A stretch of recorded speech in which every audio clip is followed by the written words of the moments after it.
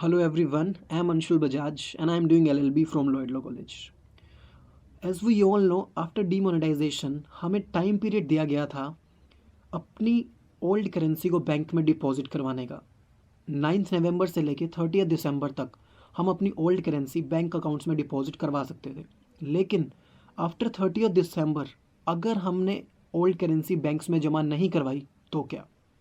इसके ऊपर government of India ने कुछ गाइडलाइंस दी हैं कि अगर आप सिटीज़न हैं इंडिया के तो आप चाहें तो आरबीआई में अपना पैसा जमा करवा सकते हैं 30 मार्च 2017 तक। But subject to a condition, यहाँ पे गवर्नमेंट ने एक कंडीशन लगा दी है। कंडीशन ये है कि आपको गवर्नमेंट को आरबीआई को एक डेक्लेरेशन साइन करके देनी होगी। उस डेक्लेरेशन में आपको मेंशन करना होगा कि 9 नवंबर से लेके 30 दिसंबर तक जो गवर्नमेंट ने हमें टाइम दिया था उस टाइम पीरियड में आप इस देश में नहीं थे। तो ये आपको प्रूव करना होगा प्रॉपर एविडेंस के साथ, सिर्फ लिखने से नहीं, प्रॉपर आपको एविडेंस देने होंगे कि आप यहाँ पर नहीं थे इस देश के अंदर, इसीलिए आप बैंक में पैसा जमा नहीं करवा पाए। और अगर आप प्रूव नहीं कर पाते हैं तो तुमसे ना हो पाएगा।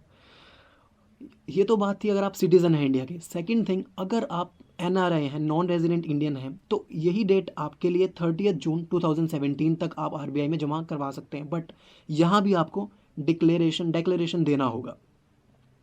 तो कुछ लोग इसे लूप होल्स की तरह भी देख रहे होंगे कि अगर हम ऐसा प्रूव कर दें, ऐसे एविडेंस ला दें, तो मैं आपको बता दूं इसकी मैक्सिमम जो लिमिट है वो है 25,000, 25,000 रुपये तक ही आप बैंक में आरबीआई में जमा करवा सकते हैं। सेकेंड थिंग, आपके जो KYC नॉर्म्स हैं, नो योर कस्टमर के जो नॉर्म्स है, बैंक से जो आपके रिलेशन है वो प्रॉपरली होने चाहिए बैंक के पास। थर्डली, अगर आरबीआई सेटिस्फाई होता है तभी आप बैंक में पैसा जमा करवा सकते हैं। तो प्रॉपर एविडेंस होगा तभी आप करवा सकते हैं।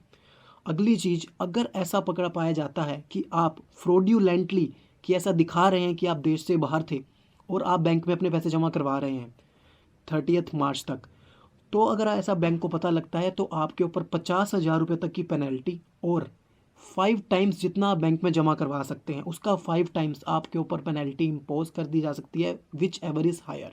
50,000 और 5 टाइम्स जो आप बैंक में जमा करवा रखे हैं उसका विच एवर इज़ हायर, उतनी आपको पेनल्टी इम्पोज करके की जा सकती है। लेकिन अगर उसके बाद भी जो भी आपकी 30 जून, अगर आप एनआरआई हैं या फिर आप सिटीज़न हैं इंडिया के, 30 मार्च तक अगर आप फिर भी पैसे जमा नहीं करवाते हैं तो क्या?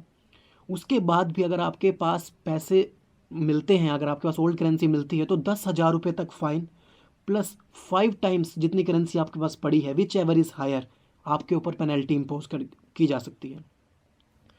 अब बात आती है 1 नोट या 2 नोट कुछ ऐसे रखने की बात अगर आती है तो देखिए 10 नोट तक आप रख सकते हैं अपनी यादों के लिए, उसे आप फ्रेम करवा के रख सकते हैं कि कुछ आपकी यादें जुड़ी हुई हैं इनके साथ। 10 नोट तक कोई प्रॉब्लम नहीं है। और अगर आप रिसर्च के लिए उन करेंसी को रख रहे हैं तो मैक्सिमम 25 नोट आप रख सकते हैं कि आप उसके ऊपर रिसर्च कर रहे हैं।